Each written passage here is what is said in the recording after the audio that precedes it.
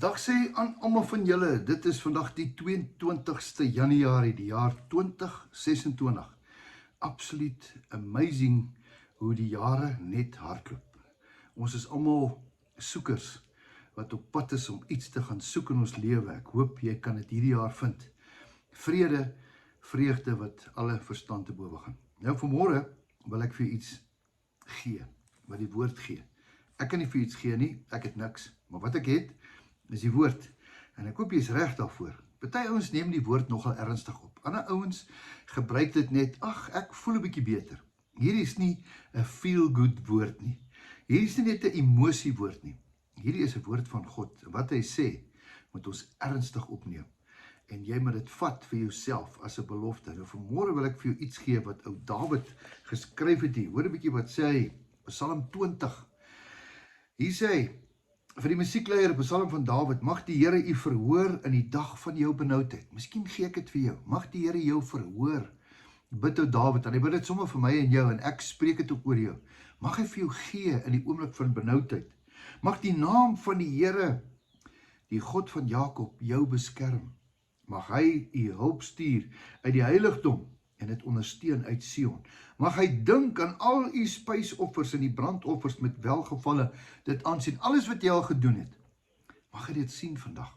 En dan, vers 5, mag hy u gee na u hart en al u voornemens vervul. Is dit nie mooi nie? Hy bid dit. Ek gaan dit vandag vir jou bid. Jy het planne. Jy het voornemens. Hierdie jaar wil jy dit doen. Hierdie jaar wil jy dat doen. Hierdie jaar wil jy dit verander. Ek het baie dinge wat ek moet verander. Baie ou gewoontetjies wat ek nie van hou nie. Ek moet dit verander. Ek moet. Want as ek nie gaan verander, nie gaan niks verander nie. Ek moet dit verander. En daarom wil ek dit vandag oor jou bid. Hierso kom hy. Mag hy jou gee die begeertes van jou hart.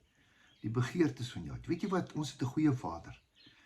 Ek sê dit weer. Ons het 'n goeie Vader. Hy het sy seun gestuur om ons weer met hom te kan versoen. Dis hoekom hy 'n goeie Vader is. Daarom het ek vrymoedigheid om vandag vir jou te sê. Hy wil jou gee die begeertes van jou hart. En al jou voornemens wat jy vir hierdie jaar het, bid ek dat hy dit vir jou sal gee.